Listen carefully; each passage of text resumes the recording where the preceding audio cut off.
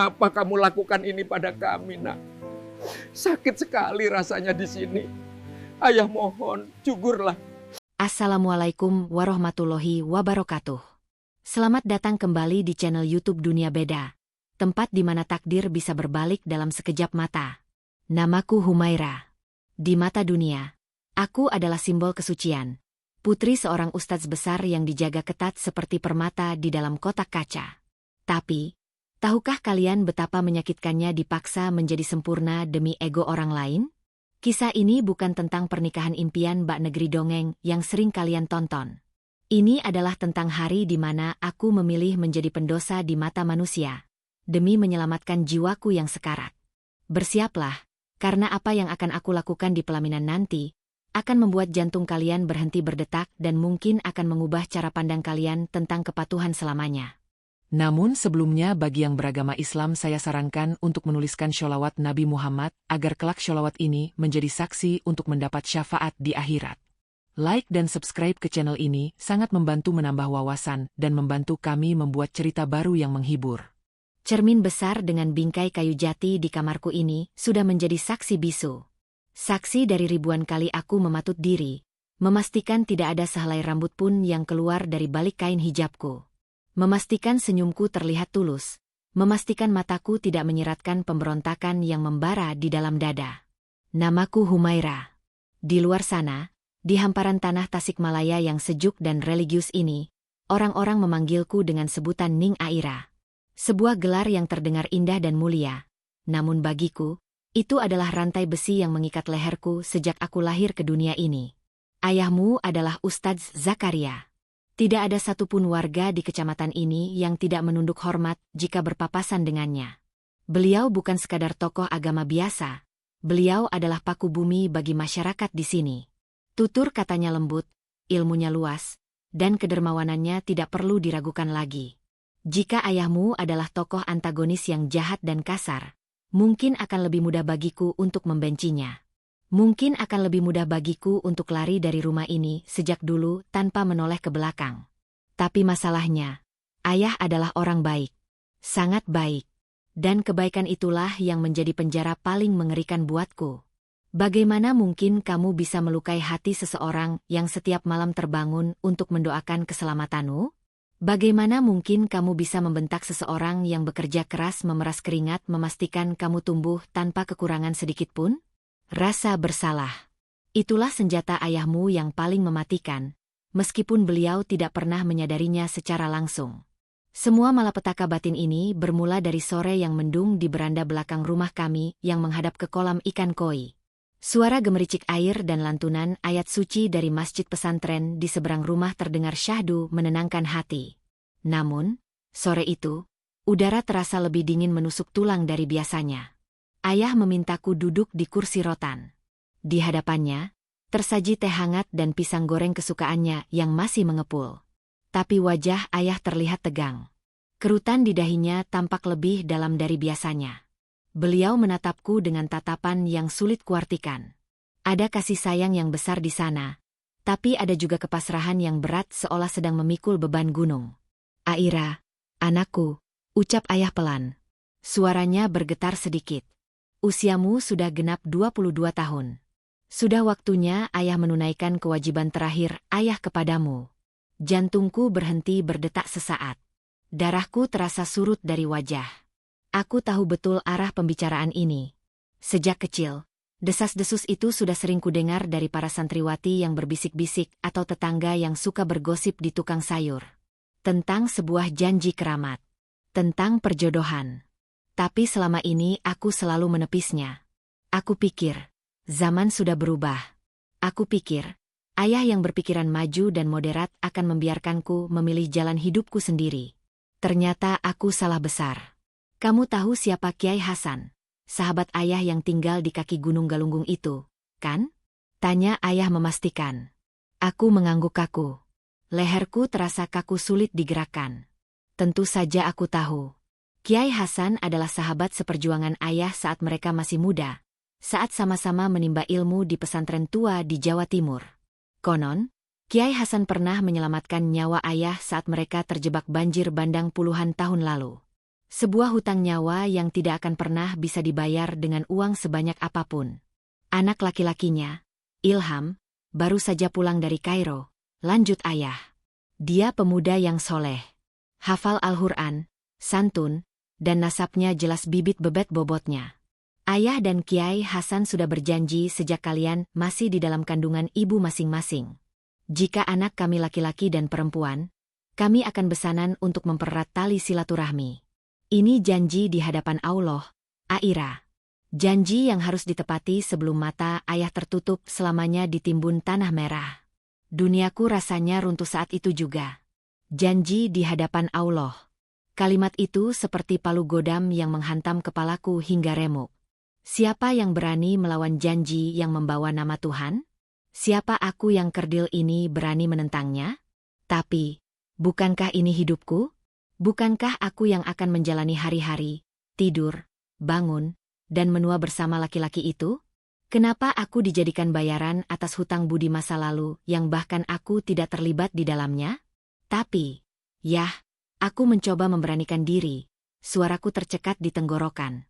Aku belum ingin menikah. Aku masih ingin melanjutkan kuliah S2. Aku punya mimpi. Yah, dan aku bahkan tidak mengenal Ilham. Aku tidak tahu wajahnya, sifatnya, atau apa yang dia sukai. Ayah tersenyum tipis. Senyum yang menyayat hati dan membuatku merasa menjadi anak paling berdosa sedunia. Sekolah bisa dilanjutkan setelah menikah. Nak, Ilham pasti mengizinkan. Dia pemuda yang paham agama. Soal cinta, itu bisa tumbuh karena terbiasa. Witing tresno jalaran soko kulino. Cinta orang zaman dulu itu lebih awet karena didasari ibadah, bukan nafsu sesaat. Ayah mohon, Aira. Jangan biarkan ayah menjadi orang munafik yang mengingkari janji pada sahabat yang sudah menyelamatkan nyawa ayah. Apakah kamu tega melihat ayahmu ini disiksa di akhirat karena ingkar janji? Apakah kamu tega melihat ayah ditarik ke neraka karena kamu menolak permintaan ini? Lihat. Itulah yang kumaksud. Ayah tidak memaksaku dengan bentakan kasar atau pukulan fisik. Beliau memaksaku dengan rasa kasihan yang mendalam. Beliau meletakkan surga dan neraka di pundakku yang ringkih ini. Jika aku menolak, aku bukan hanya anak durhaka, tapi aku juga penyebab ayahmu masuk neraka. Narasi macam apa itu? Itu manipulasi yang sangat halus, dibungkus dengan dalil agama yang tidak bisa kubantah dengan logika apapun. Aku menunduk, menatap lantai keramik putih yang dingin. Air mataku menetes satu persatu membasahi punggung tanganku. Aku ingin berteriak sekencang-kencangnya. Aku ingin bilang bahwa aku punya hak atas tubuhku dan masa depanku. Aku ingin bilang bahwa aku tidak peduli pada Ilham si lulusan Kairo itu, meskipun dia sebaik malaikat sekalipun. Aku tidak mencintainya.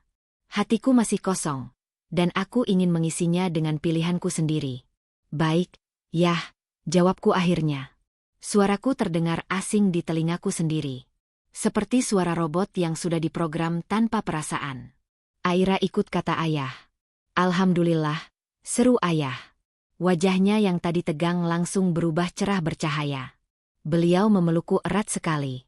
Terima kasih, nak. Kamu memang anak yang syolehah. Kamu penyelamat ayah. Allah pasti ridho padamu. Allah akan mengangkat derajatmu. Aku diam membeku dalam pelukan ayah. Tubuhku ada di sana, dipeluk oleh orang yang paling kuhormati, tapi jiwaku melayang jauh, menjerit kesakitan di ruang hampa. Kata alhamdulillah yang diucapkan ayah terdengar seperti vonis mati bagiku. Malam itu, aku tidak bisa tidur sama sekali. Aku berdiri di balkon kamarku, menatap langit Tasikmalaya yang gelap gulita tanpa bintang. Udara malam menusuk tulang. Tapi hatiku jauh lebih beku daripada es. Ilham. Nama itu terus terngiang di kepalaku seperti kaset rusak. Aku pernah melihat fotonya sekilas yang ditunjukkan Umi. Wajahnya kaku, tanpa senyum, dengan janggut tipis dan tatapan mata tajam yang seolah menghakimi dosa-dosa orang di sekitarnya. Tipe laki-laki yang sangat lurus, sangat taat, dan pasti sangat membosankan. Dia adalah cerminan sempurna dari apa yang diinginkan masyarakat terhadap sosok suami ideal. Tapi dia bukan untukku. Aku menyukai seni, aku menyukai kebebasan, aku menyukai diskusi yang liar dan terbuka tentang kehidupan. Bagaimana mungkin aku bisa hidup dengan seseorang yang hidupnya diatur oleh daftar aturan kaku sejak bangun tidur sampai tidur lagi? Seminggu setelah pembicaraan itu, proses lamaran resmi dilakukan. Rombongan keluarga Kiai Hasan datang membawa banyak hantaran makanan dan buah-buahan. Rumah kami ramai sekali. Ibu-ibu pengajian sibuk di dapur memasak opor ayam dan rendang daging sapi. Semua orang tersenyum lebar. Semua orang mengucapkan selamat dengan wajah berseri-seri. Wah, beruntung sekali Ning Aira, dapat Gus Ilham. Sudah ganteng, pintar, calon ulama besar, masa depannya cerah, kata seorang ibu tetangga sambil menyalamiku dengan antusias. Aku hanya tersenyum palsu. Senyum yang sudah kulatih bertahun-tahun di depan cermin. Di balik cadar tipis rasa sopan santun ini, ada gejolak lahar panas yang siap meledak kapan saja. Saat Ilham dan keluarganya duduk di ruang tamu, aku diminta keluar membawakan minuman. Ini adalah momen pertemuan pertamaku dengannya secara langsung. Aku melangkah pelan, menundukkan pandangan seperti yang diajarkan Umi agar terlihat santun. Aku meletakkan cangkir teh di meja tamu. Silakan diminum, ucapku pelan, hampir berbisik. Ilham mengangguk kaku tanpa menatap mataku. Terima kasih, Ning, jawabnya singkat, datar, tanpa emosi sedikit pun. Aku sempat meliriknya sekilas dari sudut mata. Dia memang tampan secara fisik, tapi ketampanan yang dingin dan berjarak. Tidak ada kehangatan manusiawi di sana. Dia seperti patung lilin yang sempurna di museum. Dia menerimaku bukan karena dia menginginkanku atau mencintaiku, tapi karena dia juga anak yang patuh pada orang tuanya. Kami berdua hanyalah boneka yang digerakkan oleh tali janji orang tua kami. Kami adalah korban dari ego masa lalu yang dibungkus atas nama agama dan persahabatan. Malam setelah lamaran yang menyiksa itu, kemarahanku mulai memuncak hingga ke ubun-ubun. Aku merasa sesak napas berada di rumah ini. Setiap sudut rumah mengingatkanku pada takdir yang tidak kupilih. Aku melihat gaun pengantin putih yang sudah disiapkan Umi di gantungan lemari kaca. Gaun itu indah, tertutup rapat, syari, dan sangat anggun dengan payet berkilauan. Tapi di mataku, itu terlihat seperti kain kafan pembungkus jenazah. Kain kafan untuk mengubur mimpi-mimpiku, kebebasanku, dan hakku untuk mencintai siapapun yang aku mau. Aku mengambil gunting tajam dari laci meja rias. Tangan gemetar memegang gagang besi yang dingin itu. Aku menatap bayanganku di cermin. Wajah cantik, kulit bersih, mata bulat yang basah. Semuanya tertutup rapat oleh kain hijab. Orang bilang kecantikanku hanya untuk suamiku kelak. Orang bilang rambutku adalah mahkota yang tidak boleh dilihat sembarang orang karena itu aurat. Tiba-tiba, sebuah ide gila melintas di kepalaku. Ide yang sangat liar, sangat berdosa, tapi juga terasa sangat membebaskan. Jika aku tidak bisa menolak pernikahan ini dengan kata-kata karena akan menyakiti ayah, aku harus menolaknya dengan cara yang tidak akan pernah mereka lupakan seumur hidup. Jika mereka memaksaku menjadi boneka pajangan yang sempurna, aku akan menunjukkan pada mereka bahwa boneka ini bisa rusak dan mengerikan. Aku teringat sebuah toko kosmetik di pusat kota Tasikmalaya yang pernah kulewati saat pulang kuliah. Toko yang menjual berbagai macam pewarna rambut impor. Warna-warna terang yang biasanya dipakai oleh anak-anak pang jalanan atau seniman nyentrik.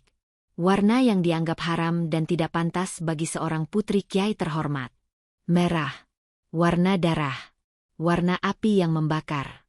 Warna keberanian. Dan yang paling penting, warna kemarahan.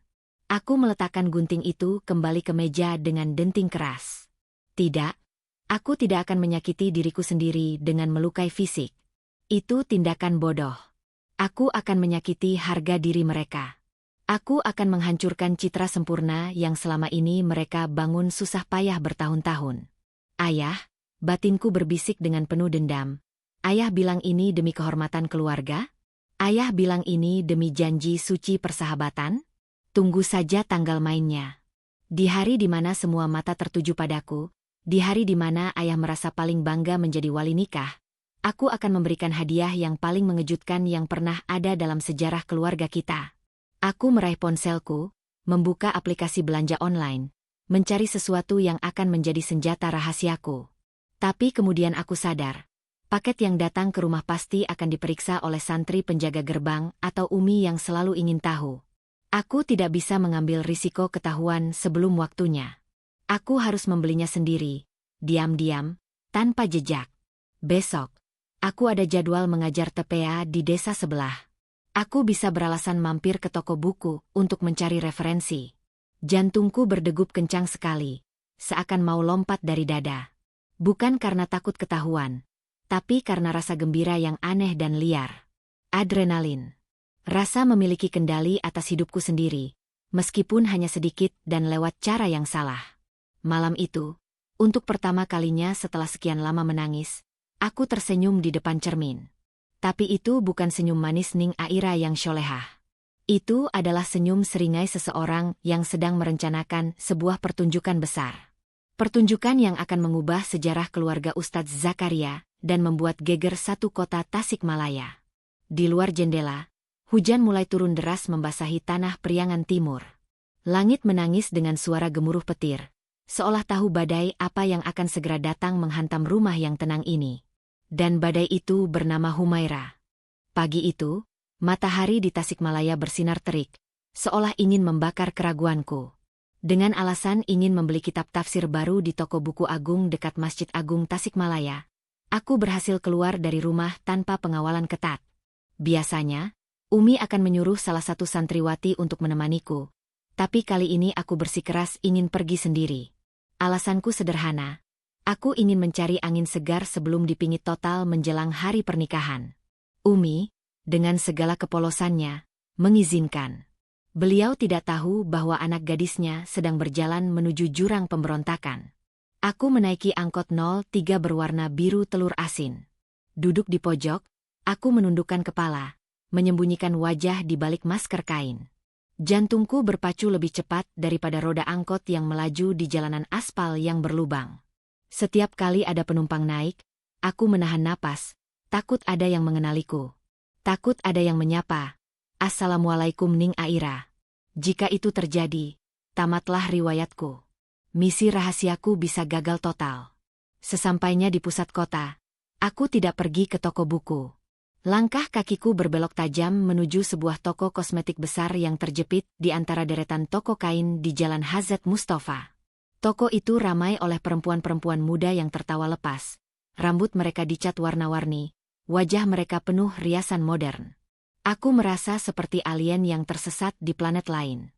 Gamis longgarku dan kerudung lebarku terasa sangat kontras dengan suasana di sana. Dengan tangan gemetar yang kusembunyikan di balik lengan gamis, aku berjalan cepat menuju rak pewarna rambut. Mataku menyapu deretan kotak-kotak kemasan dengan gambar model wanita bule berambut indah. Coklat, pirang, hitam pekat. Tidak, bukan itu yang kucari. Aku mencari warna yang berteriak. Warna yang akan membuat ayah dan mertuaku nanti jantungan. Akhirnya, aku menemukannya. Di rak paling bawah, terselip sebuah kotak dengan gambar wanita berambut merah menyala. Fire red. Merah api.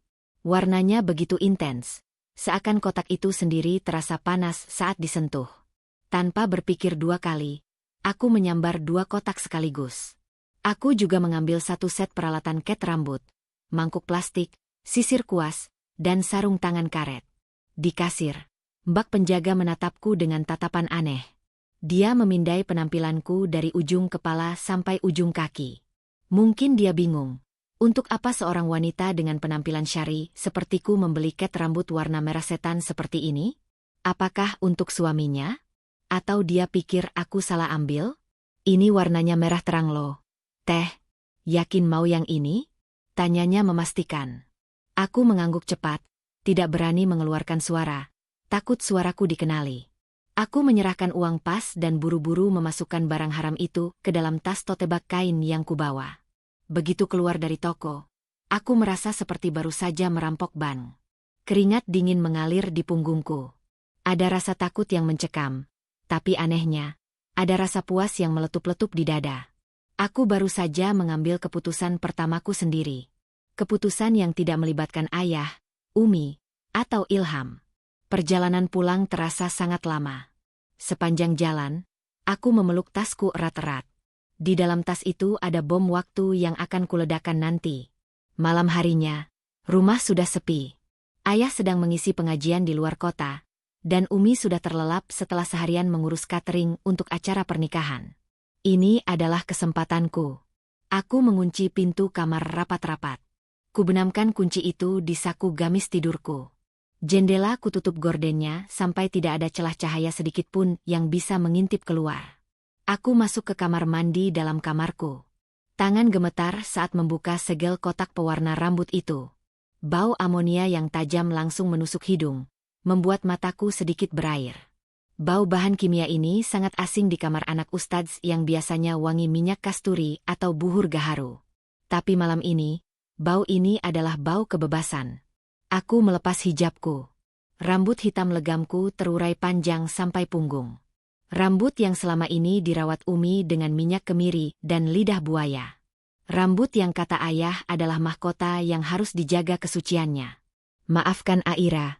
Yah, mahkota ini akan Aira bakar malam ini. Dengan napas memburu, aku mulai mencampur krim pewarna dan cairan pengembang di mangkuk plastik. Warnanya berubah menjadi merah muda pucat. Aku memakai sarung tangan karet, lalu mulai mengoleskan krim dingin itu ke rambutku. 1 olesan. 2 olesan. Rasanya dingin, lalu perlahan berubah menjadi hangat di kulit kepala. Aku bekerja dengan cepat dan kasar. Aku tidak peduli hasilnya akan rapi atau tidak. Yang penting warnanya merah.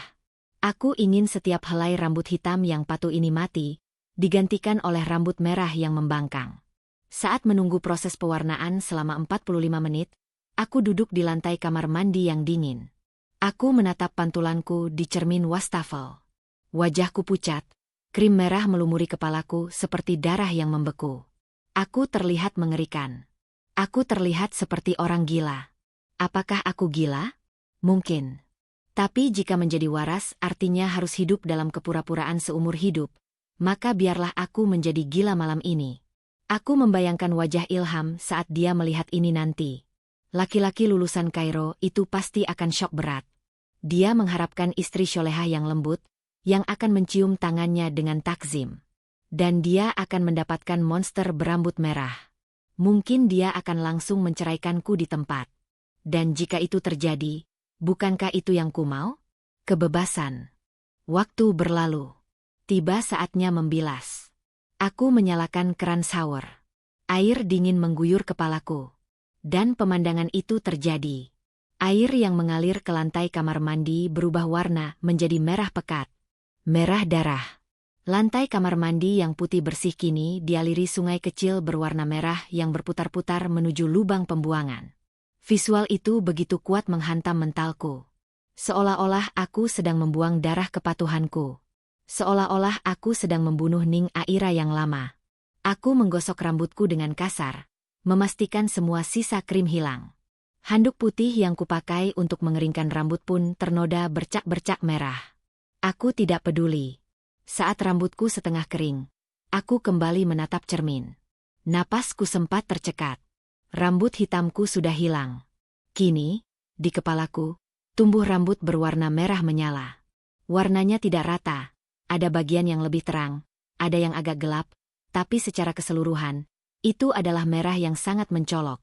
Kontras sekali dengan kulit putihku. Aku terlihat seperti tokoh antagonis di film-film. Aku terlihat liar.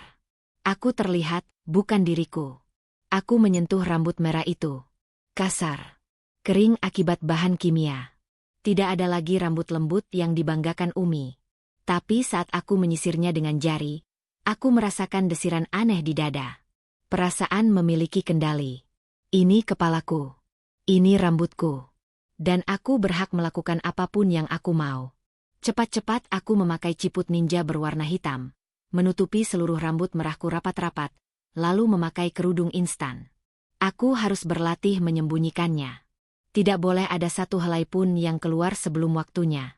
Ini adalah rahasia terbesarku. Rahasia yang lebih berbahaya daripada bom. Hari-hari berikutnya adalah siksaan mental yang luar biasa. Pernikahan tinggal 3 hari lagi. Prosesi pingitan dimulai. Rumah penuh dengan saudara-saudara jauh yang datang menginap. Tante, bude, sepupu-sepupu yang berisik. Mereka semua ingin masuk ke kamarku, ingin melihat sang calon pengantin. Aduh, Ning Aira, aura pengantinnya sudah keluar ya. Puji Bude Sari sambil mencubit pipiku. Aku hanya tersenyum kaku. Hatiku berteriak, kalau Bude tahu apa yang ada di balik kerudung ini, Bude pasti pingsan. Tantangan terbesar datang di H-1. Hari itu dijadwalkan untuk luluran dan perawatan tubuh. Umi memanggil Bu Hajjah Maimunah, perias pengantin langganan keluarga kami yang terkenal sangat teliti. Aira, ayo buka kerudungnya, biar ibu lulur punggung dan bahunya, kata Bu Hajjah Maimunah sambil menyiapkan krim lulur bengkoang. Jantungku berhenti berdetak. Keringat dingin langsung mengucur deras di punggungku. Jika aku membuka kerudung, tamatlah sudah. Rambut merahku akan terekspos. Berita akan menyebar dalam hitungan detik. Ayah akan tahu. Pernikahan mungkin akan dibatalkan, tapi bukan dengan cara yang aku inginkan. Aku akan dipermalukan sebelum aku sempat melakukan aksiku di panggung. Aira? Kenapa melamun? Ayo, nak, desak Umi yang duduk di sudut kamar mengawasi.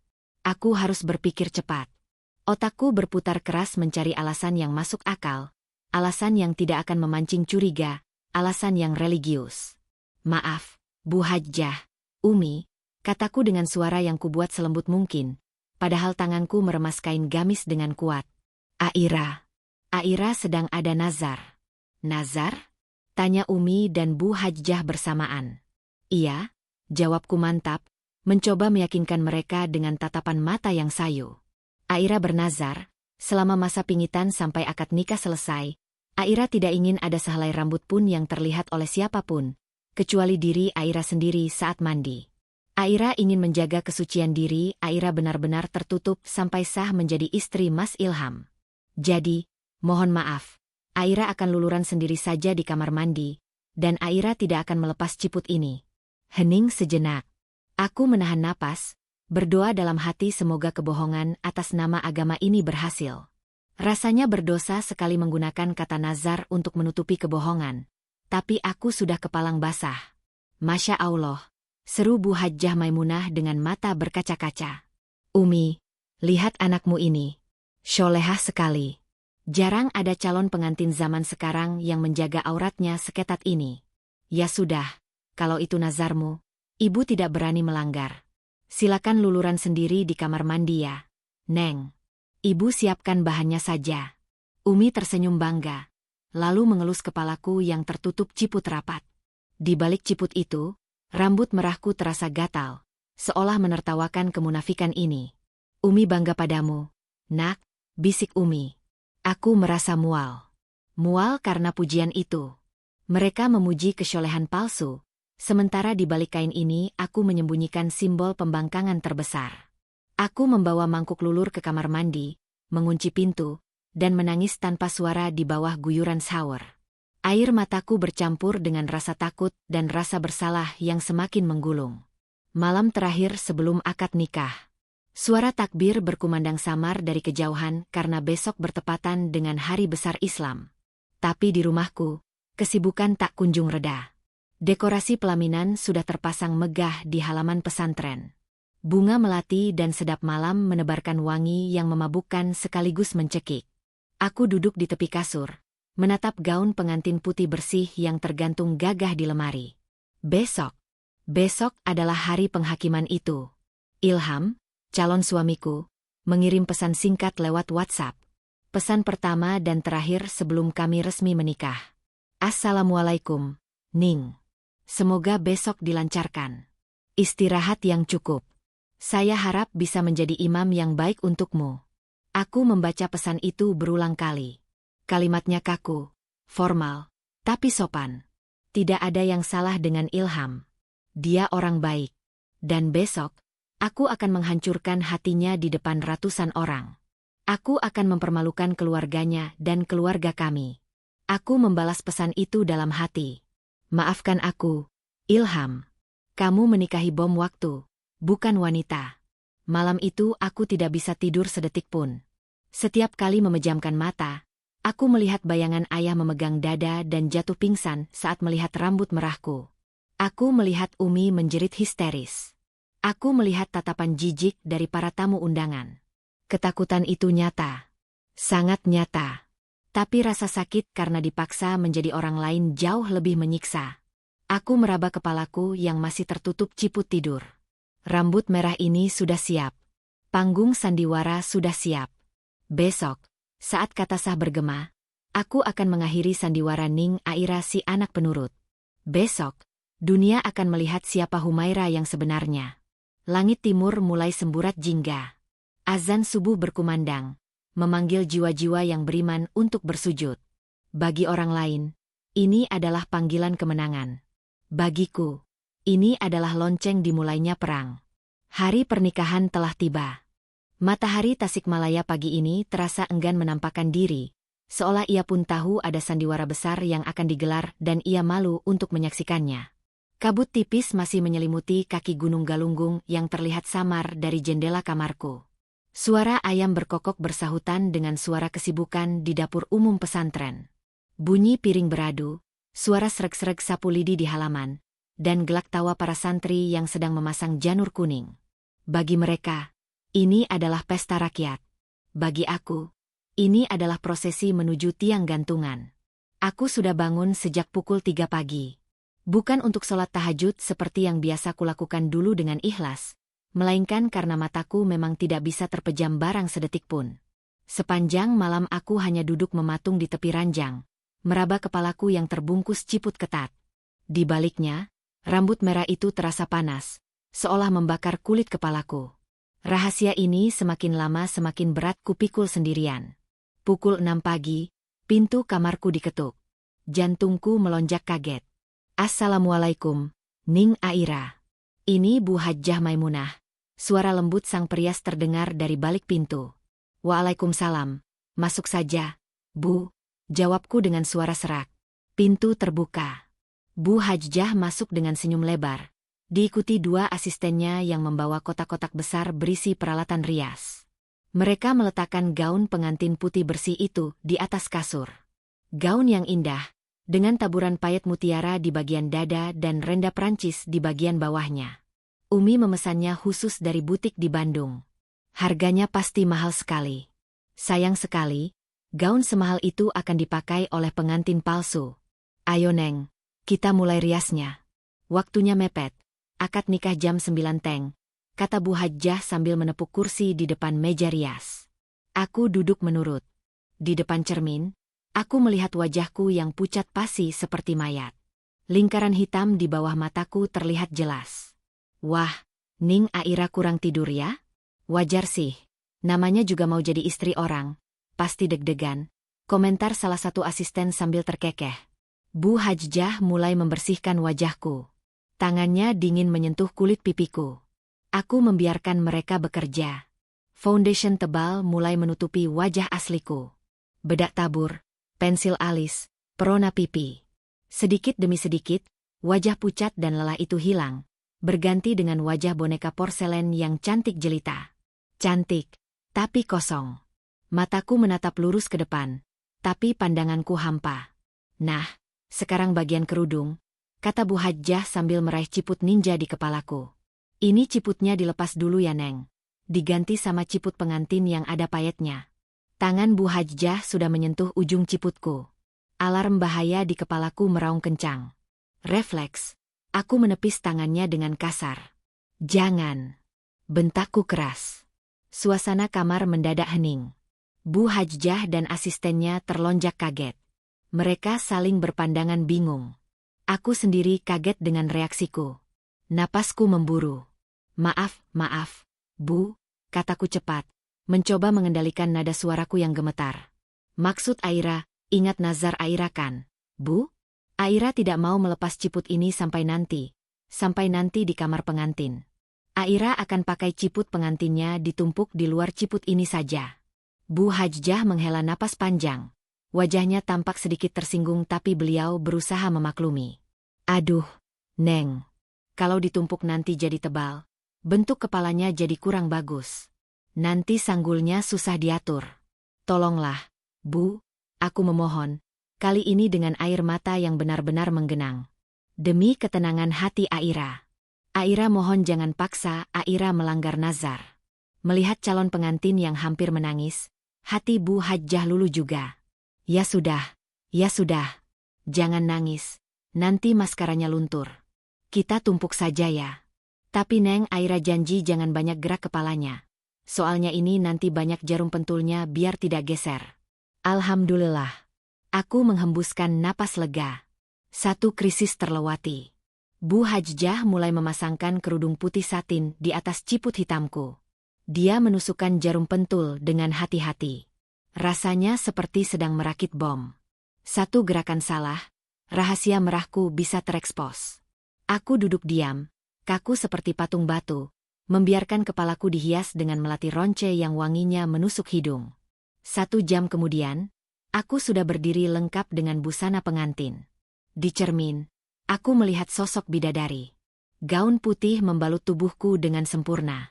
Hiasan siger Sunda di kepala membuatku terlihat agung. Tidak ada yang akan menyangka bahwa di balik keanggunan ini, ada jiwa yang sedang berteriak minta tolong. Pintu kamar terbuka lagi. Kali ini ayah yang masuk. Beliau memakai beskap putih dan peci hitam, serasi dengan busanaku. Wajah tuanya terlihat berseri-seri, tapi matanya basah. Beliau berjalan mendekatiku, lalu berhenti 2 langkah di depanku. Beliau menatapku dari ujung kepala sampai ujung kaki dengan tatapan takjub. Masya Allah, bisik ayah. Putri kecil ayah, cantik sekali. Seperti bidadari surga. Dadaku sesak. Rasa bersalah menghantamku bertubi-tubi seperti ombak pasang. Ayah terlihat begitu bahagia, begitu bangga. Dan aku? Aku bersiap menghancurkan kebahagiaan itu dalam hitungan jam. Ayah meraih kedua tanganku, menggenggamnya erat.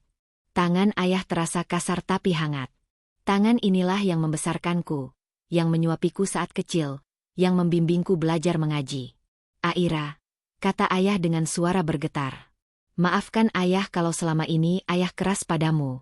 Maafkan ayah kalau perjodohan ini memberatkanmu. Tapi percayalah, nak, ayah memilihkan Ilham karena ayah ingin kamu selamat dunia akhirat. Ayah tidak akan bisa menjaga kamu selamanya. Ayah sudah tua.